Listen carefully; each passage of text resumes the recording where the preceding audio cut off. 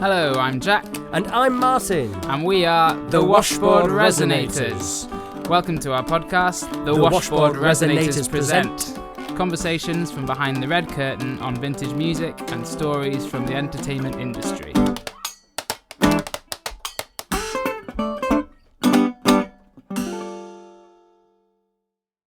Hello and welcome to another episode of the Washboard Resonators Presents. And today we've got a friend of ours called Billy Hickling, who's a very unique drummer, percussionist, washboard player. And we first met him, we were doing a gig somewhere and he was playing as well and just really enjoyed his playing. He's very percussive. He was playing Bones with, I believe, a band called King Courgette at that time. I think it's the first time I saw him. And he's playing Bones on a washboard, but in this very percussive, unique kind of way. And then when we got chatting, we in fact realized that he used to play with Stomp, the kind of junkyard brush dustbin lid brandishing band, and I think he was with them for about a decade. And Martin, you've done some work with him as well. Yeah, I've done some work with him, and you know what, he's a fabulous kind of energy to be around. And what I find interesting is that he's made his entire living from playing music, and that's always something to be admired. And what I'm looking forward to today is I've had loads of broken conversations with him before gigs when he's done depping drumming gigs. I'm actually looking forward that we can just get his entire story and share it in one go and find out who this man is and what he's all about. I want to hear about how the rehearsals and how all those kind of shows got put together with Stomp. So let's get into it.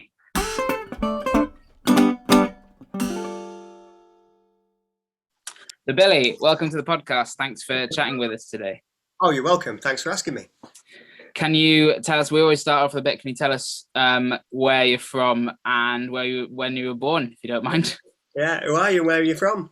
My name is Billy. I'm from York, UK, Old York, and I'm a musician. I'm a percussionist, drummer, teacher these days, but I spent most of my grown-up life, I suppose you could call it, about 15, almost 20 years of it, in a show called Stomp. Yes, that's what we said in our little intro. That's what intrigued us, because I think we first met, I think me and Martin were doing a gig as Washboard Resonators in York, I believe. At the Fulford Arms. Fulford Arms, there you go. And you were playing with King Courgette, one of your groups. That's right. And I was playing my hybrid bone machine. Exactly, yeah, that's what we talked about. We'll get into that a bit later. But yeah, it was really interesting. So you're playing washboard, but with Bones, and you had you have a suitcase bass drum as well, I think, was it? Yeah, Samsonite, 1950s or 40s, post-war, I think, but not by much. That post-war tone that we're after from... Yeah, it's like covered in Bakelite, and that's what makes it sound so good, I believe. Plywood with a Bakelite covering. So if we go right back to the beginning, so did you start off playing drums? Yes, I did. I'm a drummer, and I'm kind of like back to drums now. If you have a look in the corner there's my pride and joy at the moment. 1940. So for the podcasters, you've just moved the camera so we can see a 1940s Slingerland drum kit. 1947 to 1949 era Slingerland. So when did you start playing? The drum lessons? How did that happen? No, I never had lessons, and I kind of wished I had actually now, because I'm trying to teach people how to do it. And when you've amassed this stuff, I mean, I say I've taught myself. No, I've had loads of teachers. Loads and loads of people have taught me. Everything that I know has been taught to me by somebody, but I had no official teaching, no kind of ratified system of curriculum or anything like that. I started with my brother, my older brother Alfred, who's the singer and main driving force behind the King Courgette, which incidentally in the lockdown has mutated into the electric Courgette. I can't wait for you. Yeah, it's all gone quite psychedelic. That's exciting to share. Okay. Yeah. So I started with my brother. Playing, exclusive. See it right here. In fact, we'll be at the Fulford Arms where I met you on July the 29th with the electric Courgette. First gig back from the pandemic. So, I started off as a drummer, but I started with my brother as a little kid, about 8 or 9, and playing on... When was this, sorry, Billy? What decade? Oh, God, you want me to you'd never ask a lady his age. Well, I don't want specifics, but I like to kind of paint an image, I'm wondering Okay, so this is very early 80s, and it was the body scanner appeal for Blue Peter. Now, you probably don't even know what Blue Peter is, but it used to be... I know what Blue Peter is. I don't know what the body scanner appeal is. Well, a lot of the kids I teach now, no idea. Anyway, because I take my Blue Peter badges sometimes. I have 2. And Right, the another teacher, exclusive.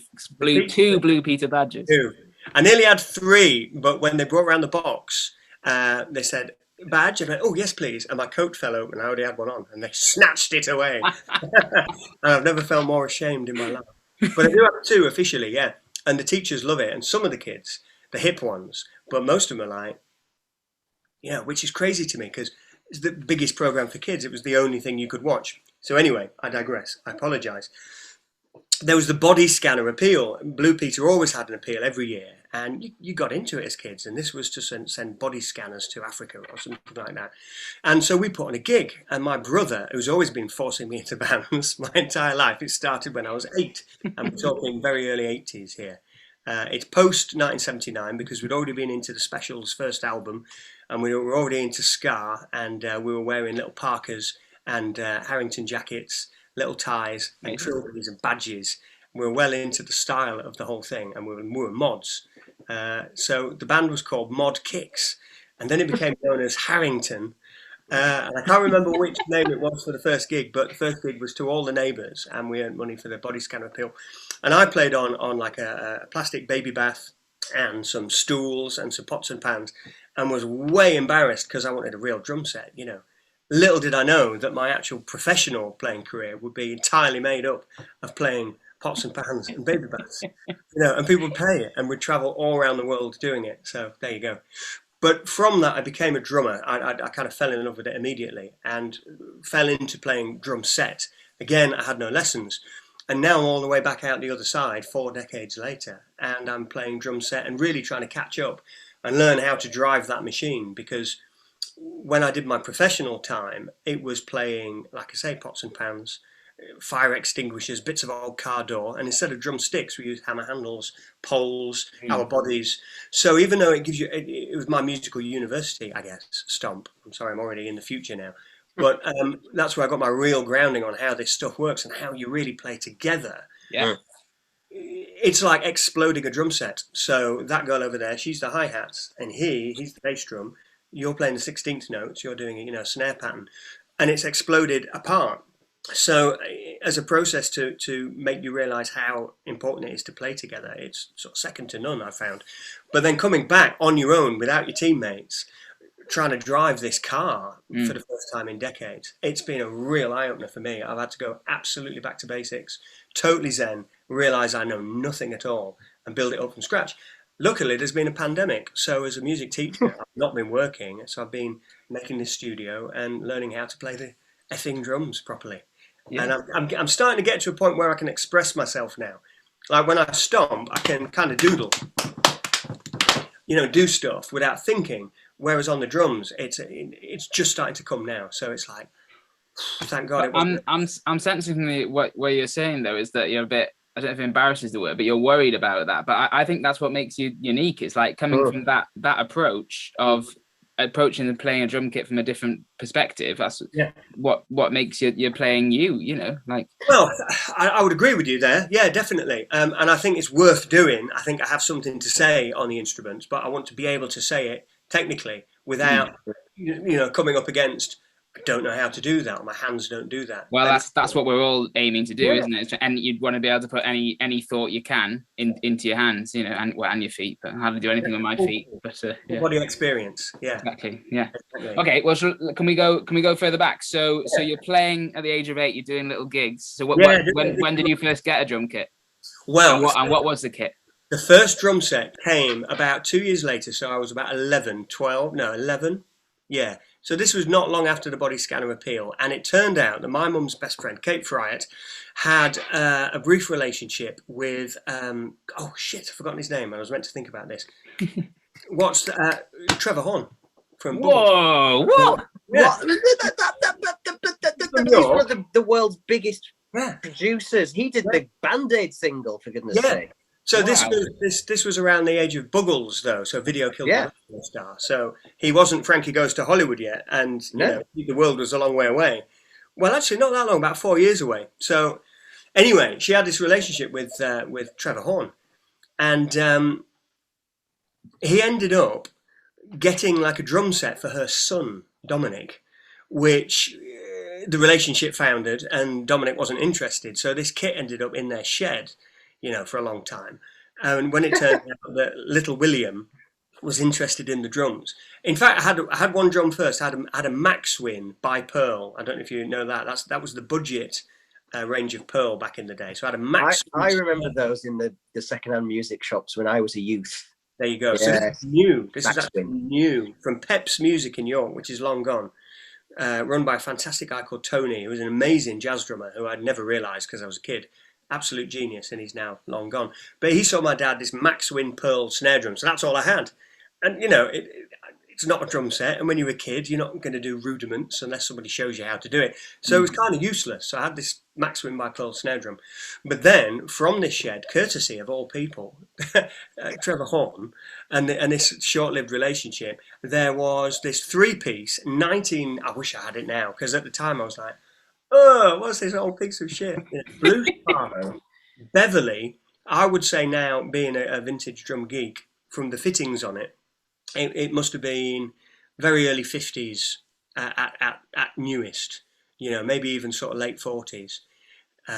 Wow. It was blue sparkle, 3 pieces, and it still had calf heads on it. And again, I was hideously embarrassed about that. I was like, what are these weird yellowy things? This drum set behind me now is fully kitted out with either calf or kangaroo skin hide things. It's crazy how things go full circle. So out of the shed came this kind of broken down but sort of jewel of Beverly. And Beverly, I don't know if you know, they were the budget Premier kit. Not always. They did have a good rep before that, wouldn't they? Well, there you go. So that's what I thought, because I was like, it's not even a Premier. It was probably just a Beverly. And in fact, it would have been, thinking back, because the snare was quite amazing. It was quite short. It was like a Royal Ace, Premier Royal Ace. So it had the offset lugs, very close to each other. And then the snare was like a free floating thing. It had a big sort of metal bar right through the middle. Yeah, well, was it Beverly Cosmics? Is that what they modelled on the Ludwig 400s? Oh God, I've no idea. I might be confusing a few bits here, so maybe we shouldn't go down the rabbit hole. But there was a whole kind of court case because they supposedly Beverly made some of the Ludwig snares of the 400s in the 60s, because some of them have better chroming, and there's this thing about Beverly had really good chroming. Well, this was wood. This was very shallow, and it was wooden. And it was blue sparkle like the rest of it, and it had this sort of hexagonal metal bar right through the inside of the drum, which I guess actually means it would have a full release like the Rodgers. Yeah, it's basically a super sensitive throw off. That's what they're saying now. Yeah, because it's parallel. It goes exactly. Well, it doesn't go up on one edge. It goes exactly together. Exactly. Yeah. So, guys, I think we should move on. Yeah, sorry. It must have been quite a good kit, and I dissed it at the time. This kit turned up from the shed. I was like, oh crap. What's this shitty old kit? I want a big black power tom, kind of. Anyway, that's what I learnt on. And my first band, again, with my brother, and this time we're heading towards adolescence, was called Love from Alice. And we sounded like the Stone Roses, actually, mixed with the Birthday Party. In fact, when we both saw the famous Top of the Pops, where the Happy Mondays and the Stone Roses were on the same show, and everything changed. When was that then? About 87 or 89? That was 1989. 1989, the Roses and the Mondays were on Top of the Pops, and Manchester just happened. If you're of my vintage, it changed everything. That episode was on the BBC iPlayer recently, and I watched it. Have you seen it? It's amazing. It is amazing. Snapshot in time. It really is amazing. As a kid, if you were there, it really was. It was unbelievable. Everything just went like that. It was like, but also like guitar music. We knew that things had changed because it was just one of those moments. It was I'm getting shivers thinking about it now. But we also looked at each other and went, that's us. That's Love from Alice. That's exactly what we, we're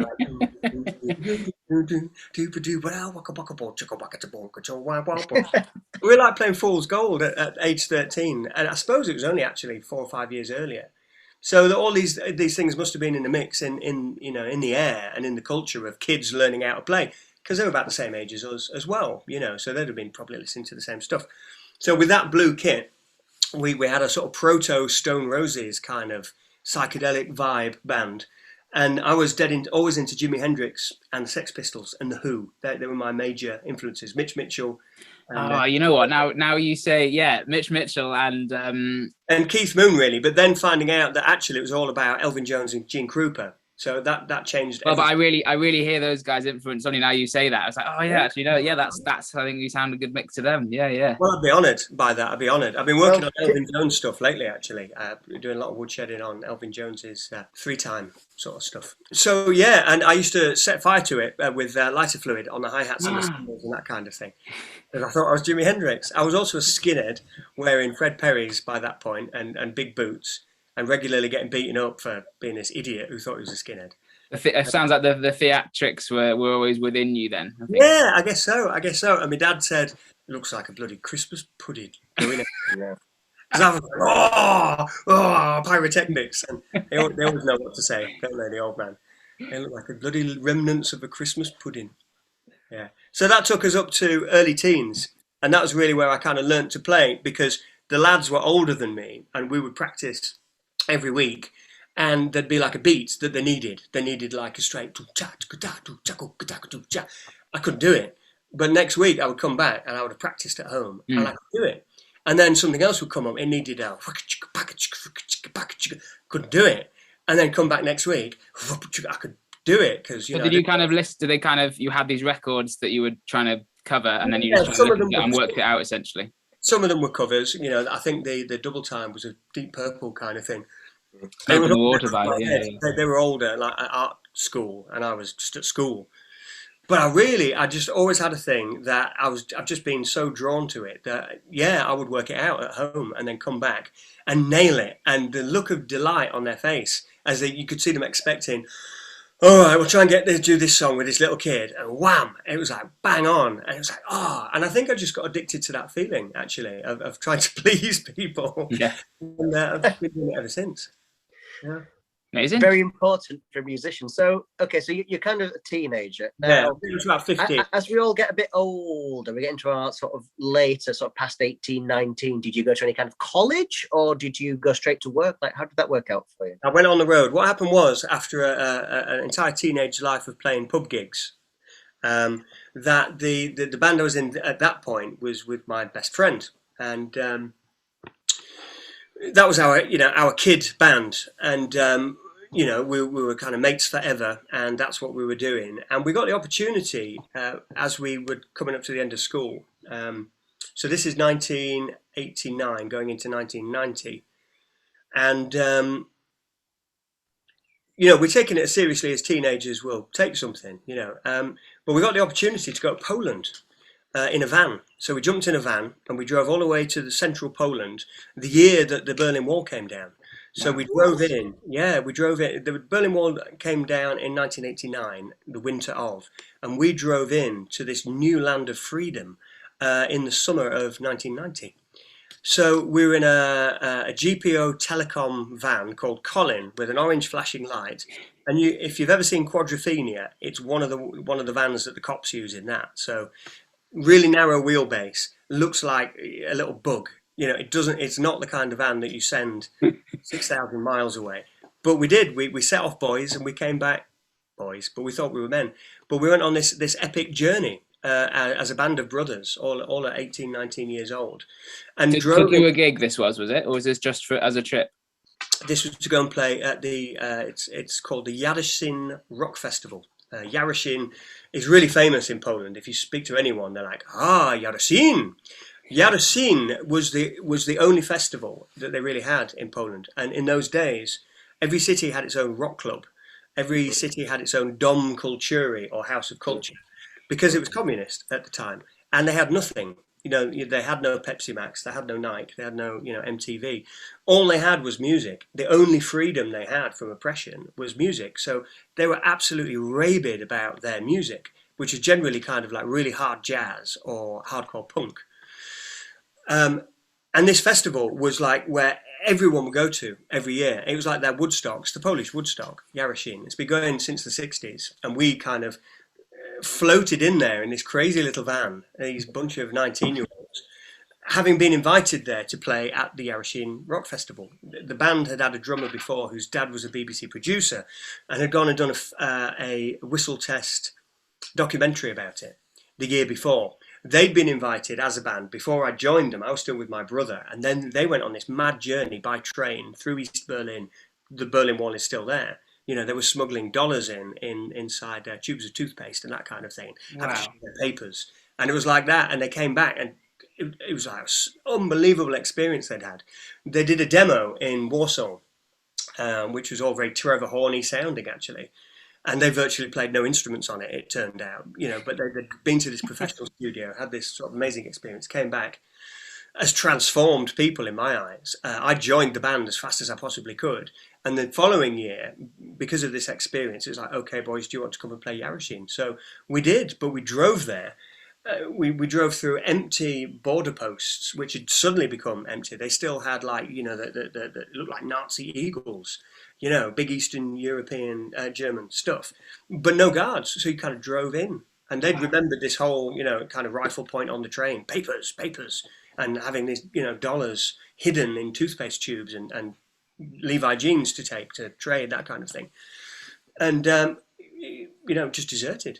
Just drove in to the east and straight from tarmac roads onto cobbled motorways. So we drove the next 1,000 miles into East Europe, all the way to the middle of, it's right in the centre of Poland, tiny little village, a bit like Woodstock, tiny little village, to this football, it's not really a stadium, football park with a few bleachers. But we went and played a rock festival to 20,000 people. Wow. What was that gig like? How were you received? Well, this is the thing. They said, you're the only English band who's ever played here. Don't stay on longer than your 30-minute slot, and they may throw things at you, but just get off the stage as soon as you think, We went on and we played our kind of hybrid sort of pop songs plus some Hendrix covers. And we got 3 encores, and they threw roses on the stage afterwards. It was insane. Talking about it now, it seems like that can't have happened, but it did. So you were literally a cultural ambassador from the west to the east in 1989. Right as it opened. Or 90. So you got there, and the feeling of freedom was unbelievable. It was in the air, and people were just ecstatic. So you had this unbelievable vibe. You had things like there was a band on before us called Big Chick, and Big Chick means big tit, and their logo is a picture of Lenin with a mohawk and an ear piercing, and it said Big Tit on Lenin. And it was kind of amusing to us, but if you'd done that 6 months previously, you'd have been in jail. So that they were to sort of wander into this situation and then find yourself suddenly on a festival stage with roadies and proper systems and, rock stars who've met Lech Wałęsa and the Pope, and they're showing you pictures of it as you're getting drunk in a little hotel room before you go on stage, discovering that there's an international language, and the international language is alcohol, and you can suddenly understand everything that's being spoken to you. And then suddenly going onto the stage, as the lights came up, it was the golden hour too. They put us on at about 8:30, just as the lights were coming down. So the lights were going on, and you get that, that prime slot. It was all a complete happen chance. None of this should have happened. Turns out we were meant to have been on at the local Battle of the Bands in the Dom Culturi, which we missed when we drove up. It was already happening in this sort of town hall. That's what we were actually booked for. We had no idea.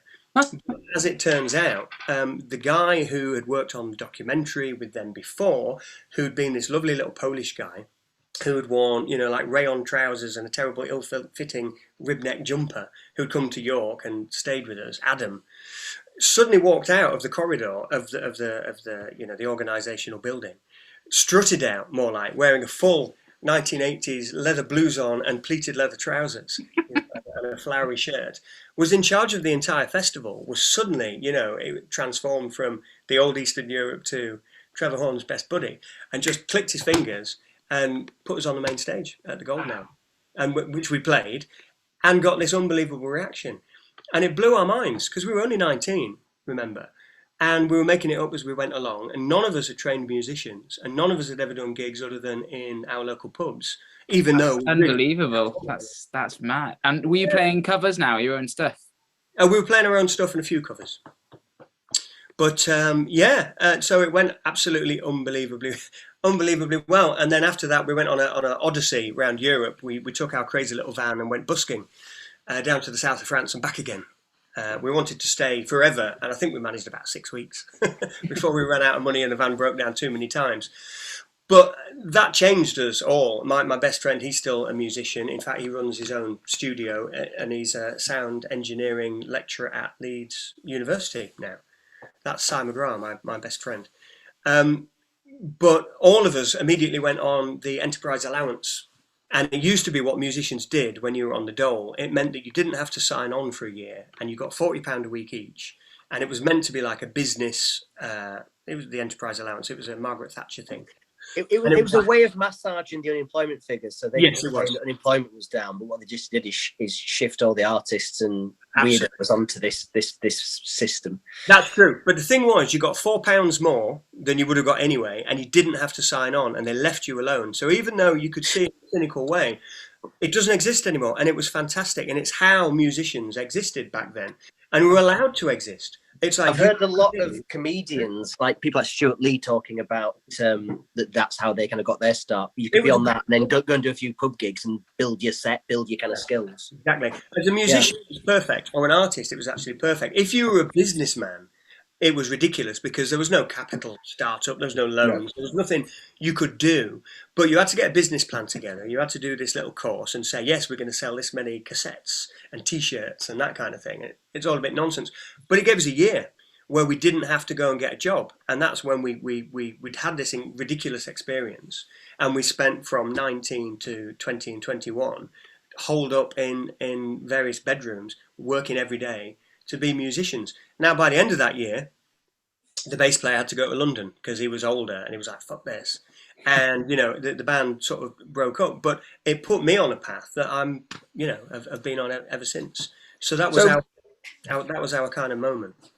So moving through, so you have this amazing, it just sounds like the most wonderful. It was great. It was great. Yeah. Sort of just bohemian, We should have died many, many times, but we didn't. And we discovered, travel and hospitality and people looking after you and meeting people you've never met before, and the allure of the road, which is who you're going to meet next. It's people. Where do they live now? We're going to meet them tomorrow. I wonder who they are. And then you would meet them and they would do amazing things for you. And it was like, this is incredible. And so there's a lovely community out there for musicians, isn't there? That you go out and then you can tap into like hospitality, people being nice, and it's a wonderful world out there actually when you kind of are out. It's a scary world, but if you trust the good forces, put yourself out there in good faith, I believe great forces will come to your aid. Though of course you can always have bad luck and crash on the motorway, or But we were lucky. Lots of people are lucky. You guys have been doing it for many years as well, and I'm sure that the allure of the road must be partly some of that I've been talking about too. And then it makes you want to keep doing it because these things happen that would not happen if you just stayed at home. So for me, it was about discovering the road and then wanting to get back on it. So after that adventure, it took a long time to get back on the road, and the next time I did, it was actually in Stomp, and then it was a whole ball game.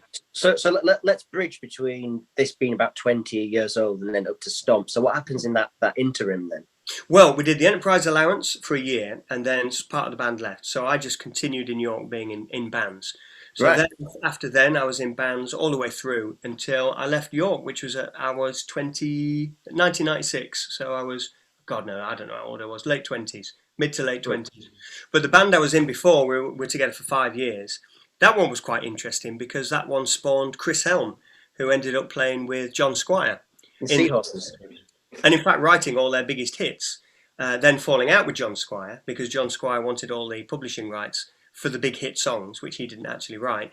So Chris left and then became just Chris Helm, sort of on his own. But we'd been together for 5 years. We went on a busking tour with each other, which didn't go quite as well, unfortunately. And by the time that busking trip finished after our 5 years as a band, and I'm sure you guys know bands have a time limit to them, we'd kind of come to our 5-year limit and we were going to make it or bust. Well, we bust. But a lot came out of it. Chris spiralled off into the back end of the Stone Roses, and I spiralled off into going to London, getting out of music because it had blown my mind, and we'd ended up kind of homeless and upset and sad, and it was all quite melodramatic. I went to London and became a graphic designer, actually. I worked in nightclubs, worked in pubs, met an old friend who got me learn it on the job graphic design gig, which I did for a few years. But while I was doing that, I had an experience that brought me back to music, which was Chris Helm phoning up saying, the drummer's left the Seahorses, do you want to come and do an audition in Wakefield? So I finished up on the computer. That was still learning how to work. And these are the days that we didn't, it was a graphic design company in London. We didn't even have an email address, let alone a website. And this is late 90s. It's all happened so fast. It's kind of dizzying.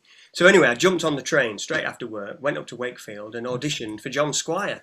Met him, played for him.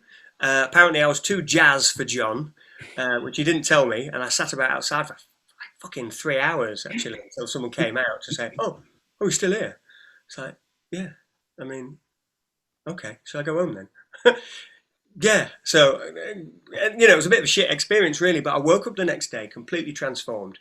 I felt like myself for the first time in years, since we'd had this kind of nervous breakdown of our band. We're going to do it. And we'd had, I'm skirting over this band. I shouldn't really, but I'm aware that I'm rattling on and this is going on for ages. But all of that early 90s, mid 90s was a band called Chutzpah or Chutzpah. Or if you were one of our fans from Leeds, you called them Chutzpah, which means shameless audacity in Yiddish.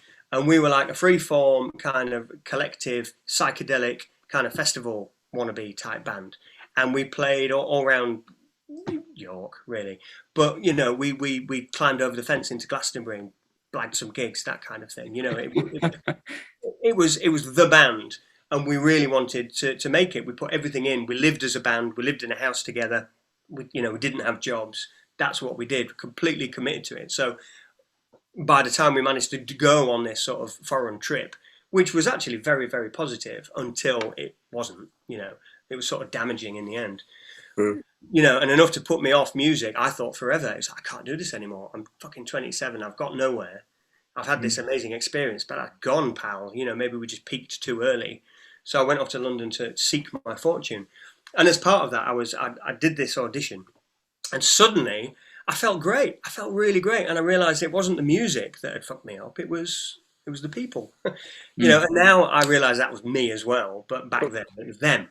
But it was all of us, it was the people that had done it, not the music. Music is a beautiful and positive thing. It's one of the hardest things about the industry, I think. It's just like people managing, basically, isn't it?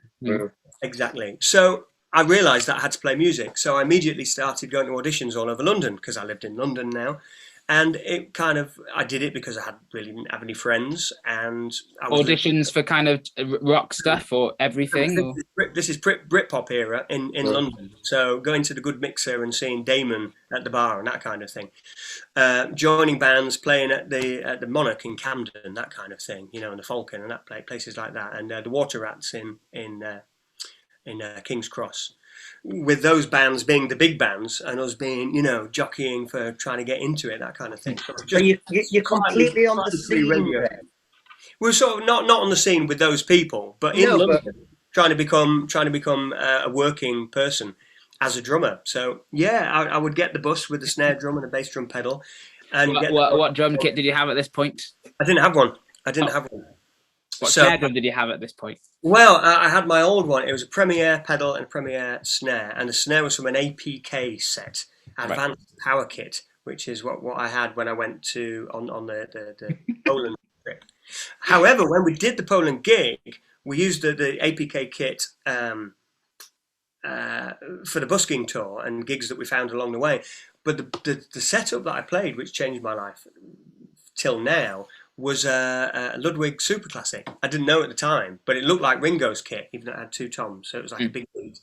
And there was this massive 80s power kit with all these huge toms. It looked like Mel Gaynor's set from Simple Minds. Double bass drums, white, huge, power tower. And I was like, why can't I play that one? And they were like, that's the one you're playing. And it had a Speed King pedal, which changed my life. And the sound, and it was one of those transcendent moments where we could have crashed under the lights and this amazing sound, and we soared. And I played like I'd never played before, and it was this amazing kit that just bounced back at you and just did this most amazing things. It turned out it was Ludwig, and as you know, yeah, you're speaking my language now. There you go. That's your life's work. So they really are, that kind of affecting to a musician. So yeah, that blew my mind. But yeah, so I was scrabbling around the edges of the London scene in 96, 97, 98. So, that kind of thing had already Britpop was kind of been and gone really by that point, but it's that sort of era. And that's when, because I was getting the bus from Camberwell to Hammersmith, which, if you know London, is a really, really long way, diametrically opposite, on a rainy Wednesday evening, finding yourself in Nasty Nick's studio, from EastEnders, Doc Cotton's son. And you're like, oh, it must be a studio, because there's a picture of him. And he's obviously invested in a studio, and it's the worst, stankiest, London, horrible, a meter band. And then end up in like King's Cross at the big studios there, auditioning for a band called Arnold, who were like kind of minor players on the scene. Didn't get the gig. But what I was doing was that was how I was expanding my map of London, pre-internet, and you had to have an A to Z, and you get a bus in the rain. How did you hear about the auditions? Well, this is the thing. This is the cultural thing. Is every Wednesday I worked in Wandsworth, and every Wednesday I go at the CAF, and you get a melody maker. Great, still a melody maker. Yeah, so for kids out there, this is what you used to do when you lived in London. And how like Phil Collins got a job is you went to situations vacant. You turned to the back pages and you had a look. And so I would go to them. So one of these Wednesdays there was a big picture and it had someone with dustbin lids on their hands saying open auditions for Stomp. No experience necessary, just a good pair of shoes or boots, loose clothing, sense of humour, and a willingness to go for it. Anyone welcome. So I went to it. And so was Stomp 20 years later. Was this the forming of Stomp, or had Stomp already existed and they were like expanding now? Or? Stomp existed. They were pretty big. They've always been relatively unknown in England, which is where they're from. But this was them, as the Evening Standard in London had it, Stomp come marching triumphantly back home, the biggest British theatre export ever. And what they were doing was they'd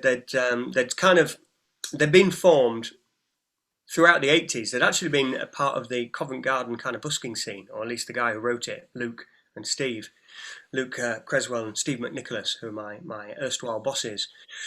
And kind of went through various incarnations, like kind of sort of mutoid waste warrior type people, that kind of vibe, that era, early 80s through to mid 80s.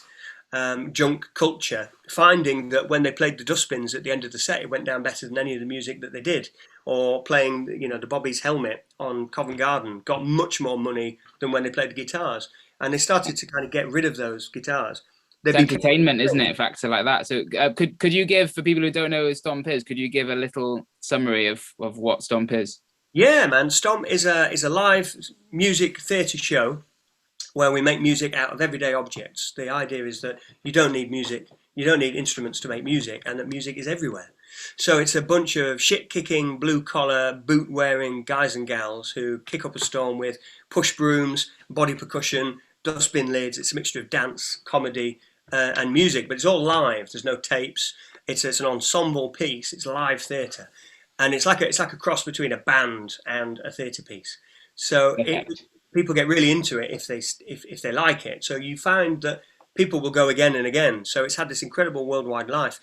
It was birthed really from the streets, but it coalesced at the Edinburgh Fringe Festival in 1989, and they won an award for like best bit of new theatre, most kind of mind blowing. But there's no theatre, there's no set, curtain. There's no curtain. They're using scaffolding. What's this thing? They interact with the audience because it came from busking. There's no fourth wall. You're not watching telly. The audience is pulled into the show, and that's why people like it as well, because you become the fifth member of the Beatles, as it were. So it went from that, and the prize for that was to go to New York and do a short run off Broadway in like a kind of flea pit theatre on 2nd Avenue at the Orpheum Theatre, which is where Little Shop of Horrors used to be for years and years, apparently. Cool. Stomp took that for a few weeks, and it's still there today. And it's been this kind of, now it's a New York institution. It has its own part of the avenue named as Stomp Avenue. Wow. In New York City. Americans absolutely fucking love it. In fact, anytime you go to America as a Stomper and you show them your passport and tell them why you're there, and they say, oh, Stomp! I love Stomp! And they wave you Stomp every time. And I worked in America for about a decade. It's huge over there because it rocks, and they love it. When things rock, they love it, and they took it to their own, and that gave it legs. So it became this sort of international thing with multiple tours of America, plus this little cool, little amazing theatre, which I was lucky enough to work at and do the lead role in, amongst others, in the last 2 years of my Stomp life before I came back home here to York. So can we? That's amazing. Can we go back? So you went to the audition. What did you have to do in the audition? So it was like a workshop. The cool thing was that it was just brilliant fun. They were really great people in Stomp. And my dad, when he met them in Paris, said, you couldn't imagine having a drink with a better bunch of folk. And it's like that. They're really, really unpretentious because they've all been brought from different walks of life. Not everyone's a musician or a dancer. You've got people who are mechanics, nurses, people who've pushed a tea trolley about.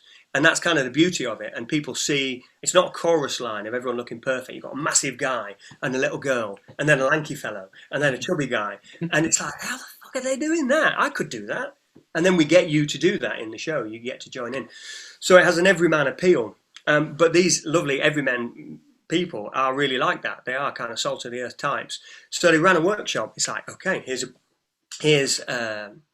really, it's challenging. It's a memory exercise at first. So they show you a piece of body percussion, which goes like this. I'll show you. This is what you have to learn on the first 5 minutes. If you can't, you're out the door. And if you can, you go through to the next stage, which is right, left, clap, right, left, clap, right, left, and repeat. And if you get that, you got through to the next stage, which was another, you got onto the main stage, they gave you a broom, and you had to work with a broom. And then if you got through that stage, here's a great big staff and a hammer handle, and you started doing kind of tribal stuff with that. And if you got through to that stage, you did all that, but here's a pair of dustbin lids. And can you move with it? Can you do a kind of weird shape or make rhythmic patterns with it? And if you got through that bit, here's the massive, great big blue drums made out of United Nations open-top kegs, the kind of thing that you transport everything around the world in. So, everything's made from found objects. But here's these massive, great mallets to play with. Can you count off 4, play 4 bars, do a little solo, and then finish on the beat? So it was just fun. You were learning all this stuff with these kind of crazy-looking guys and gals on an open audition, which got smaller and smaller over a week. So I was there for a week, and you got a cut every day. It started off with 1,000 people and went down to 4, and then it was us 4. Wow, we went for a week. Amazing. Yeah, job. Yeah. I didn't think for a minute I would get the job, but after the first day, you thought that was amazing. What a great experience! And then to do it again, it's that was even better. And you're learning loads, but not for a second thinking you would actually get the gig. And my now wife, my girlfriend at the time, we'd not been together very long, and she bought tickets for the show. Where the other thing that made the audition really cool was that it was at the Roundhouse in Chalk Farm in London, which got a huge storied history of being where all the happenings happened in the 60s. It's where Hawkwind would play, it's where Hendrix played, it's where Cream, everyone played. And in recent years, it's really nice now, and the BBC have run those incredible concerts there. It was in a transition period from going from derelict to what it is now, and Stomp kind of were the act that transformed its fortunes, really. So they kind of went in there, and it was still round the back. It was all kind of lean-tos and mud and sand, and now it's all very nice. But we went to see the show and just thought, oh my God, this is A, effing brilliant, but B, there is no way you're ever going to be in that show because these people are badasses. What are they doing? They're like rhythmic Jedi Knights. How are they passing this beat around the room? What the hell are they doing? Why is it so funny? Why do they look so scary? That girl is unbelievably sexy. They're swinging from the roof now. It's all done as just this amazing kind of rhythmic unit. It's like just watching a great R&B band sort of thing. Sometimes when I've seen it, I feel like it's got roots in kind of like a Western taiko drumming kind of vibe. Yeah, there's a taiko drumming vibe to it, definitely. It's rooted very much in British music hall tradition, I would say, as well. Yeah, plus the comedy and stuff. Yeah, exactly. It's like here's the routines. It's like, and here's the men with the brooms. Thank you all. And here's the people with the plungers. Quack, quack, quack, quack, quack, quack. I thank you all. And here's the man with the dog and the ball. It's very much that. It's a bit like punk vaudeville mixed with Western taiko and world rhythms. Yeah, yeah. I think that's amazing. That's lovely. I really enjoyed hearing the audition process of that as well, because it's probably very clever in that in no way then did you mention any kind of musical elements. Like it was just very much like so it's not intimidating is what I mean by that. No one's saying play a 4-bar phrase, whatever, Well, they did say, can you count off 4? Can you play 4 bars straight time, play 4-bar solo and finish on the 1? Okay. And the thing is, it's extremely musical. It's like uber musical. And that's kind of the whole point. Oh no, sorry, I'm not. I agree with that. I meant like they're not using musical terms, is what I meant. No, exactly. Yeah, it's not kind of rarefied. It's they're doing very high level stuff, but it's totally approachable, which is why I think audiences get it. And also, when you're in that process, you're just having this amazing time, learning really great musical stuff without kind of realizing it. And that's the whole point too. And that's how I teach now. I just try and give kids what I learned in the show, which is how to kind of by stealth get people involved in music and be playing music before they even realize they're actually doing it. Were there charts for how were the pieces? So you got in anyway. I'm assuming. I did. How did you find out the news? That's a whole other story that went on for an awful long time. But eventually, yes, I did get in, and then we were off. We were into training in Brighton for 6 weeks, and then you're off on the road. In those days, they didn't have a show in London. They had 2 tours going around Europe, so you were straight onto a European tour, and that's when you were dropped in the deep end, and you had to really learn how to sink or swim. Like it's a vast amount of information. There's about 23 routines in the show, all of them kind of multi-linking, and it was all done orally. So you learn to sing the show. As it turns out, it is charted, but you didn't get to see the charts. The guy who wrote the show, it is actually charted. And then the people who got kind of hip to it would make their own charts. Or, even if you didn't do that, the way that you taken in the information, it was charted. Because you're playing on the 1 or the 1E, or you're the 1 and the 2 and that's what you're knocking on the broom. She's hitting there. But you would sing it. So instead of saying like, 1E, 1E, you'd be like,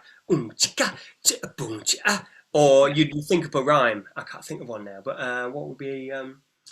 Anyway, you'd have silly rhymes. So everything that you would say, you'd go back to this point and it would have its little phrase, as opposed to go to bar 16 and go to beat 4E. You'd go back to boom chicka boom. Yeah, it's like Coca-Cola, strawberry, those kind of things. Yeah, exactly. Those venerable traditions. But yeah, so not charted, and everyone learns it orally. So if you can't sing it, you can't do it, basically. So which is how I teach now. So just out of interest then, so you've got these 2 things going around Europe. There's also, sounds like there's one in New York. So there's like a number of franchises, I guess. If it's right not thinking about it. Sort of. It's not a franchise though, because it's still owned by the 2 guys who wrote it. So you've got it's like quite an extended family. So how many people at this point?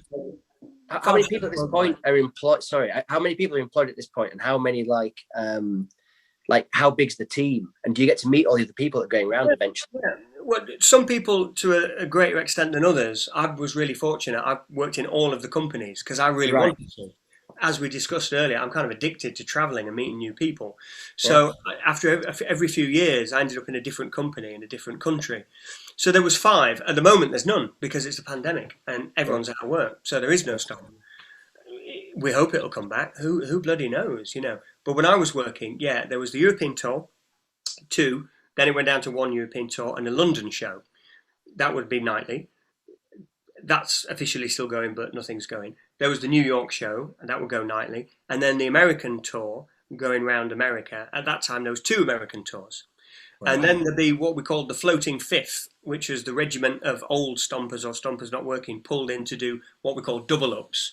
So, they've overbooked the show, and they'd have to pull in some Stompers to do 2 or 3 weeks work here or whatever. But the show in those days was working constantly. If you needed a break, you had to put your hand up and jump off the juggernaut because it would go 52 weeks a year. You'd have there'd be 8 days off in the year, and that went for years and years and years. There's bigger gaps now between the shows. Nobody has a glory day forever, but it is still going, and it still has, generally European tour, London, New York, and the American tour. And some people stay on the European tour for their 3 years and then leave, or do London for 2 years or 3 years or 4 years or 8 years and don't go anywhere else. I did all of them and did about 3 years in each one. So I was on the European tour first, then I went to London, then I went to Boston. We did a year in Boston, but that show only lasted a year. Then I came back to Europe, became the rehearsal director for the European tour. So that's like player manager. So you have to do all the Can I ask? Sorry, but so well, first of all, so are you salaried now? You join on a salary, and is everyone on the same, or the longer you're in there, the higher salary slightly? Or when I joined, it was a model of socialism. Yeah, I joined and I was on the same wage as the people who've been in it for 10 years. And I've discovered, like, lately, because I was always really proud that that's the way they treated people. I was like, fuck, these people are amazing. They really put their money where their mouth is. It turns out in later years that's not the case, and there's a sliding scale and you had to work your way up. But in my day, yeah, everyone was on the same money. And it doesn't sound like very much now, but in 1999, when I joined, it was shitloads of money. It was £900 a week, plus PDs and hotel accommodation. So I think that's still quite a lot of money. it's still not bad. I mean, it's twice equity minimum. You know, it's not an equity show, so anyone who's been in it doesn't get an automatic sort of trade off into any other kind of job, and it's very, very specialised. So, you know, dance shows think you're a drummer, drummers think you're a dancer, you're a stomper, so you can stomp really or do nothing. But yeah, they would treat you incredibly well. You'd That's work amazing. very, very hard, but it was a great deal. Yes. I mean, when they told us how much we were going to earn, I was like, "You've got to be fucking joking!" And we're doing this fantasy job of learning how to be a kick-ass kind of rhythmic Jedi, you know, and get to split the whole fucking rhythmic atom apart under the tutelage of this genius who wrote the show, who's able to see everything like that. He's got a really great wide vision sense, and him and his partner, Luke and Steve, they've just got this great vaudeville comedy, British, deadpan, you know, approachable, funny way of putting it, so it doesn't come across as an exercise. Can you kind of break that down? How is a typical show put together? Well, each company does the same show, but each show relies on a certain amount of improvisation. So it's a bit like being in a really good jazz band. You've got the structures, but it relies on coming alive by the people in that band on that night, interpreting what they do to a certain extent. Yeah. So it's a bit like a locked-in machine, a human rhythm machine, but you've got to start, you overdrive it. You turn the power up to 11, and the machine starts to almost break and sparks come off, and that's what makes it an exciting live prospect. If it was all the same all the time, like actors find they can only act a certain part for so long because you have to do the same thing, exactly the same. This show is different. It relies on improvisation, probably about 10 to 15% per night, but everything else is very, very structured. So it's written in a way that it's hard to explain, I suppose, so I'll try not to go on about it too much, but it's a day in the life of a bunch of blue-collar workers. So you're in Stomp world when you come into the theatre, and it starts with a guy pushing a broom, and basically this guy has a dream, and at the end of the show, you know, did he make it all up? Because he finishes the show with pushing a broom and cleaning up the workshop. You know, has he just imagined? Because he's got a shit job, basically. It comes from people who've swept the streets and have realised how crap it is, and you're doing all this stuff to amuse yourself. So this guy's work colleagues come out, and they're a kind of roustabout bunch of piratical looking janitors or whatever they are. You don't quite know what they are. They're definitely blue collar. And it's a game of one-upmanship. So somebody has a broom, somebody comes out with the other broom, and they're playing the opposite beat. And then somebody comes out and puts in the syncopated beat inside that, and somebody else comes out. And before you know it, you've suddenly got 8 people playing counter rhythms. And from one man playing a broom, you've suddenly got this really, really great rhythm, because you've got hi-hat sweeps with the broom, you've got all the knocks going on and feet, and then they go into sort of upright choreographed pieces as well. So it's really trippy. The thing is, they come from that kind of early rave culture, so it goes from down at heel, low lit stuff, one guy in a workshop, to this kind of sort of dream of people, you know, knocking out the most unbelievable sort of syncopated rhythm with who's the guy from the glory days of Hollywood, and you would look down and see all the shapes of the dancing girls and that kind of thing. Not Cecil B. DeMille, but I'm not making my point properly. It would go into choreographed shapes out of nowhere kind of thing. You would go from free rhythm into coalesced shapes of choreography, which would suddenly lock and move, and then go back to free movement, and then wander off, and then something else would happen in the working day. And the humour of it would come from one-upmanship, like somebody's playing a matchbox, and somebody else would come and play their matchbox a bit better than they did. And then someone would come up and show them to be idiots for playing matchboxes in the first place, and do something else. You know, it's a day in the life. It is the show, and it's getting through the working day without going mad. And most people can relate to that, because most people have jobs that drive them fucking potty. So, you know, we even use the break time. You get halfway through the show and it's all right, show's over, and you're sitting on stage with a newspaper. And then people come out, and because they're stompers, they've got the stomp urge. They can't kind of help it. And also they're stompers, so they can't read. They start pissing about with the newspaper and start flicking it on the 2 and the 4. And he hears the 2 and the 4, so she plays the 1 and the 3. And then that guy starts playing a nice little counter rhythm. And the guy in the middle is just like, fucking hell, I'm just trying to have a break. And then the guy who's a little bit psychotic goes off into an entire sort of stream of consciousness, kind of manic episode, turning his newspaper into a flying bird, or a pair of binoculars, and everything is rhythmic, but it just becomes silly and stupid to the nth degree of just trying to wind up this poor guy in the middle who's trying to have his little quiet break, until he throws his newspaper down, goes shh, and everyone goes, oh, sorry. That kind of thing. It's like, it's silly. It's kind of childlike, not really childish, but it's fun, and it's a nice time. It's all it is a really positive vibe, and that's why it survived so long, I think. And that's why I survived in music, because I realised music is just a positive vibe. There's nothing. That's super interesting to hear. I think I don't know if you feel the same, Martin, but I feel that's what I like about doing some of the early jazz stuff. I enjoy the kind of I like entertainment and comedic stuff. I think it has to be done well. I don't really like it when that's the person's best thing. It's got to be throwaway as well. It's got to be small and low key, and then it works. But yeah, I also like that you talk about the improvisation. Like that's what I like about why I wouldn't want to play Sex on Fire 3 times a week at weddings when they come back, because you can't improvise on that. Whereas in our shows when I play with other people, there is a 10-20% element of improvisation every night. Me and my brother and my dad, and the reason I like you guys so much is we looked at it and went, that's well Stomp. They're doing a really Stomp little show there. Because it's very vaudeville what you do. It's English music hall, and you work with each other with the rhythms, and it's funny.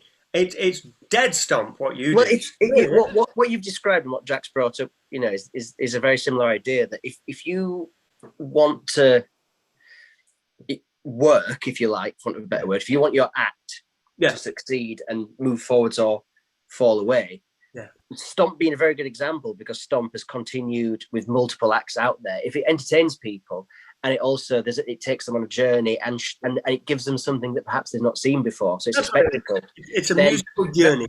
That's going to light fireworks in people's brains. It's going to give them a great night out, and they're going to go and tell their friends, and they're going to come back with their friends to see it again. And in a very miniature way, that's obviously what we've kind of worked out. Which is this idea of give people something they've never seen before. But there is obviously like a sense of we are doing some old 20s, 30s songs. So there's a context to it. There's a picture frame around it, which is some of the traditional material and the era. And then you put stuff within that. And I think we could probably all agree with here is that if you can entertain people and you can make the music have that, you said, I can't remember the exact wording, Billy, but that kind of, that music being a force for good, that positive vibe. Yeah, it makes it real. People feed off that. They do. And why else? And you feed off it as a performer, and you want to get out and do the next show. You want to share it. You want to go around the country and stay in shitty hotels to share it and to make people happy and give them a good time. Exactly. Because it's buzz. It's a buzz and it's a thrill. And if you play music and it's not a buzz and it's not a thrill, then you should probably be doing something else. You know what I mean? We say we play music. We don't work music. You put a lot of hard work into it. But, that's what it is at its best. And when it's at its best, people connect to it because you can't help connecting. If it's well crafted, you don't see how well crafted it is. You just know you're having a damn good time. And if you can surprise people with a bit of humour, I always think that's great. It doesn't mean that everything has to be like Stomp or everything has to be like the Washboard Resonators. But I dig that kind of stuff, and I think everybody does who sees it. The humour. The humour wins people over, doesn't it? It kind of it arms you. It kind of it helps you connect with an audience. Yeah. And I mean, because we've all been in bands. It's a terribly inhibited space to occupy on both sides. You've got a band learning their craft. You've got an audience. Nobody wants to dance. You get the space in the middle. If you're lucky, people dance at the end. You can get rid of that often just by going. It's like in the old days, people would take an ecstasy pill and suddenly go, "Oh fuck, we don't need any of that. Let's all be together." And they're empathising with each other. And if you can get that feeling of empathy just by vibing people in a well facilitated way, lead them into the pulse and say it's safe, it's good here, it's wonderful, and you can be part of it, then it'll change their lives. you know, and you've got a really good thing going. Because Well, as far as I can see, there's no point doing it otherwise. I think you're just pretending at music, you know. And I'm not saying that. I don't want to insult anybody there either. You know, a lot of people are putting a lot of hard work into stuff. But I think as well, I've been lucky, and I think you guys have been lucky, that you've twigged what the good stuff is. And the good stuff feels great for when you do it and the people who are involved in it. And it's like, I just don't understand why you would do it in any other way. Or I can't do it in any other way now because it doesn't feel right. Well, you had, I mean, how long did you play in Stomp? Because you was it 20 years, you said? 15 years. And 15 then, years, yeah. And then 2 years of tailing off because I became a dad. 10 years absolutely full-time on the road in the army. 5 years of being a dad, and then 2 years of being an even later dad. So 17 years officially. Hard time 10 years and 15 years of like pretty full. I think we should probably move forward a little bit to that now. So what happens after Stomp then? Well, meeting you guys, I suppose. When you met me, that's me desperately trying to keep my head above water as a. I didn't realise it was that you were that fresh out, right? No, when you met me, I suppose. I mean, that was what, 2 years ago. I think it was it 2018? We've lost a year anyway, haven't we? So it's probably 3 years now. That year's just gone like that. I think it was July 2018. I could be wrong, but I think it was. On a Thursday. Yeah. But can I just interject here? Because it's very important. So I met your brother, Alfred, in this guitar shop that I used to work in the Corn Exchange in Leeds. And he came in and we had all these Martin guitars. And this was about maybe 2 years before we did the gig together. And we got chatting and we both liked the same stuff. And he was telling me that, you know, he's got this band called King Courgette that's kind of like an old-timey, kind of humorous band. And I was thinking, that sounds familiar. Sounds like what me and Jack do. And he took my email. I didn't ask for this, but he put me on your mailing list. And I get these emails through about, like one of the things that's amazing about you guys is that, you know, he's a great writer, so he's come up with all these kind of like characters, and he sends you these missives saying, well, we're going to be doing a gig, but you know, String Bean's not happy about this, and so says that, and the Courgette guys are going to do this, and this whole thing, and I'm like, these emails. I was like, wow, he put me on the mailing list. And then time moves forward. We got to do that gig, and I can't remember when I find out. Maybe I saw it on a Facebook event or something. It says Washboard Resonators are playing, and then it came up. It says King Courgette. I was like, oh, I'm gonna see these guys. I met the guy in the thing. I had no idea you knew about us at all. Well, no. I mean, I'd sort of. So you guys had sort of crept into my life a couple of years earlier. And then what happened was, and then just to tell this story, then we'll get on with how we met you guys and stuff. But like, that day we walked into that venue. We've been playing at the Vintage Festival at York Racecourse, which is a lovely event, amazing event. Yeah. We walked in, and you guys had been setting up and sound checking.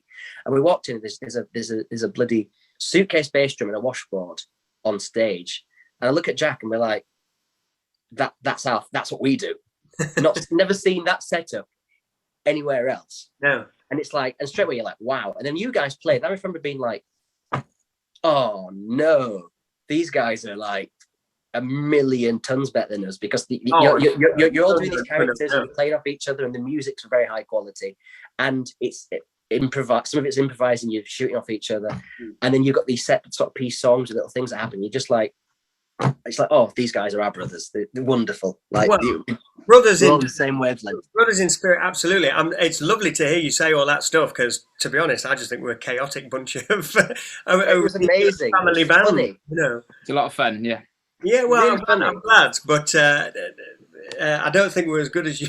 As you say we are. Our seaman repertoire ceases when electricity starts, is what we always said. Right. We've mutated in lockdown. I think people will shout Judas at us, possibly, if anyone ever came to see us again, because it's all gone rather psychedelic and funky. But same with you. When we got said, we got summoned to play to support you, because it's like, this is the band you have to come and play with, and we looked you up on YouTube, and I didn't know that Alfred had met you already, and it was like, oh my God.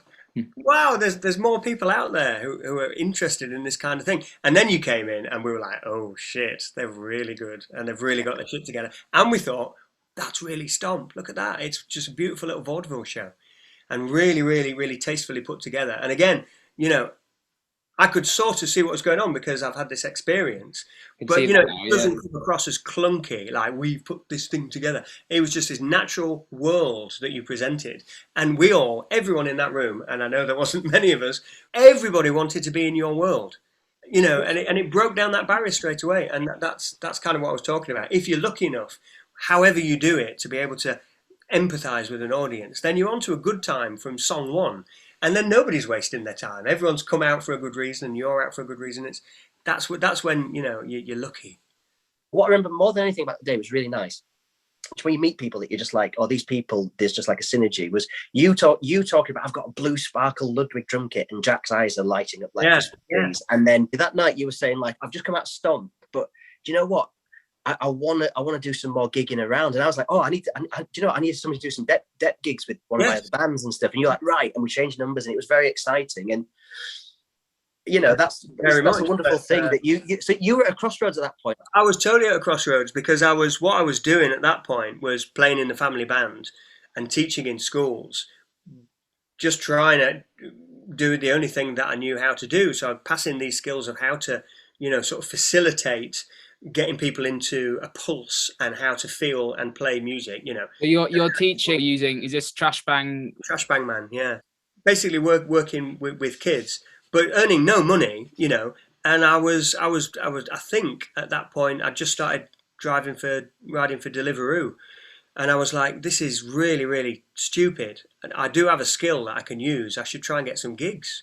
So you go from, you know, you're Deliverooing, and you're like, right, I want to make this work. So you start looking for more work in schools with your Trash Bang. Well, no, I was doing lots of schoolwork, but what I wasn't doing was, I mean, it pays nothing. It's grassroots, so I was working every day, but it pays very, very little. Still pays very, very little, you know. But I was doing other jobs, and then it just seemed ridiculous because also I'm too old to be Deliveroo driving. It made me really ill. I started on the coldest February we've ever had. And it nearly killed me, but I carried on doing it for a bit. It did just think, there is something you know how to do. Why don't you go out and play some drums and pick up some, you know, gigs, which is what I've been doing. And until the pandemic came, it was going all right. You know, I've been playing in like about 7 bands by that point. What I'm hearing here is that it's almost like the 90s again. You're rebuilding back into sort of into a circuit and using your drum set again. Yeah. But with like all this experience that you've garnered. What I'd love to know now is, you say you're sort of doing stuff with 7 different bands. Just give those bands a plug and a quick idea of what kind of music you're playing. Because I know it's a very big range of material that you're playing with some of your bands. There's a singer-songwriter band who's coming around tonight to the studio called Miles and the Chain Gang. We put an album together over lockdown. That should be out quite soon. You can find them on Instagram at Miles and the Chain Gang. There's Johnny and the Rizzlers, who, if you ever see them on a poster, come and see, because they'll knock you over with some good hardcore shuffling, basically. Harmonica-driven Saturday night boogie kind of thing. Yeah, awesome. Yeah. There's the Electric Courgette, who will be playing at the Fulford Arms on the 29th of July with Miles and the Chain Gang. I will be leaping between the two bands and trying to split my brain in axis between eras and equipment. And actually, at the moment, that's all there is, because everything else has fallen by the wayside in the pandemic. Yeah. Yeah, but I know you were doing like, you know, like depth and pickup gigs. So I think I saw something. I saw you doing one week. It turned up, and maybe like a soul pop thing or a function thing. But you are adaptable and doing what you can to put steam on the table and keep the family going and all that kind of stuff. By the sound of it. It's more the fact that I just love fucking playing, to be honest. I like meeting. It's clear. And I want to get better. So the more you play with real people and good people, the better you get. You know, that's what I learned in Stomp as well. And that's why I was driven to go to all the different companies. It's like, I want to work with the big boys in America. I want to be in the New York show because they're the dons. And you play with them and you suddenly shit. And then you get better and go back to England and they go, shit, what happened to you? You got really good. And it's like, wasn't I good before? No. You know, oh, I'm getting there. Okay, you know, so play with good people and they'll drag you up to their level, you know. So, but yeah, I mean, there is no gigs, of course, but if anyone is looking for, you know, a percussionist, old-timey, washboardy, bonesy, up to any kind of style you want to play on full drum set, I'm fully committed and I'm ready to come. And how would they find you, Billy? Oh, you can find me on trashbang.com, is my website, trashbang.com. And I'm on Instagram as billy.hickling. And also trashbangman. Cool. That's perfect. Okay, just to finish this up then. So we've got 4 quickfire questions that we'll just ask all our guests. Don't worry, nothing. They're just silly little questions. So we'll just get your opinion on these if we can. So Billy, knowing what you know now, what advice would you give to your younger self? Oh, I would say, I don't know, keep going. Don't be a dick all the time. I would just say keep going. You've got the right idea. I mean, I'm not a famous or even storied player. I don't have, a great career or anything like that. But I do feel that music has changed my life for the better. And I agree with that. I think you've had definitely a good career. You've worked on some of the biggest, most famous stages in the world. That's true, but it's all in the past. I can't call on anyone and get a big gig right now. But I'm not going to stop playing drums, and I'm not going to stop trying to do what I do as well, because I guess I'm just hooked. Can't seem to do anything else about it. So I don't know if I could say anything to him, because I couldn't change what happened. I probably warned him about a couple of girlfriends that were wrong-uns. So don't go down there. You'll waste an awful lot of time and heartache. Music is a huge positive vibe, and it'll never hurt you. People might. Your life might. But there's nothing in music that is ever going to hurt you. It's all positive. All of it. Okay. That's beautiful. Amazing. We should soundbite that. We'll have that every week for everyone. I might get a t-shirt. Don't be scared of music, kids. Just be scared of poverty. Okay, the next one. How you probably do this anyway, but how will you explain your job to a 5-year-old? Okay, I would say to a 5-year-old, okay, can you do this? Exactly. Yeah. You're the most applicable guest we've had for that question. There you go. Okay, and next one then. Who would play you in a film of your life? Oh Jesus! Someone who's slightly ginger, who's not as good looking as they wish they were. And finally, Billy Hickling, how do you like your tea? Oh, I like my tea all the time. Unfortunately, decaf these days. I decaffeinate it for health reasons. But Really? I leave the bag in, a little bit of milk, not too strong, not too weak, and no sugar, if you please. Perfect. Okay, amazing. Well, thank you so much for your time today, Billy. That's been fascinating. It's been great to learn about your career, really, and especially all the time with Stomp. So thank you very much for giving us your time. Well, you're welcome. I'm aware that I've rattled on, and I hope it had some kind of cohesiveness that you could understand. All the best. Stay safe. So there we go then. I thought that was really interesting, Jack. What did you think? Amazing. Yeah, really enjoyed that. I loved it's great to hear like behind the scenes of how Stomp works, really, or his part in all that. That was fascinating. And also that why, here's a guy I've hung out with loads, and what I was kind of shocked about was I learned so much stuff that I didn't know. And what a time to be alive, to be going through the Berlin Wall within 6 months of it falling. And I really loved hearing about his just attitude towards music and the privilege of being able to make music and his maybe struggle at times to deal with that, but how he's kind of kept his head above the water. I have even more respect for him now, and it's fascinating. Definitely. Yeah, I agree. Yeah. And I think he wants to, he's continuing that forward with his trash bang stuff he's doing. So it's still this kind of homemade music, percussive music. But so we should say that. So if you want to check out Billy's stuff, then give him a Google at Billy Hickling, but also check out trashbang.com. There we go. That's very well said, Jack. Well, let's sign off, and we'll look forward to whoever comes up on the next one. Bye for now, everybody. Goodbye. Thanks for listening to the Washboard Resonators present. If you've enjoyed this podcast, please subscribe, rate, and leave a comment. And to support our band, please sign up to the mailing list. You'll find the link in the show notes and on the website.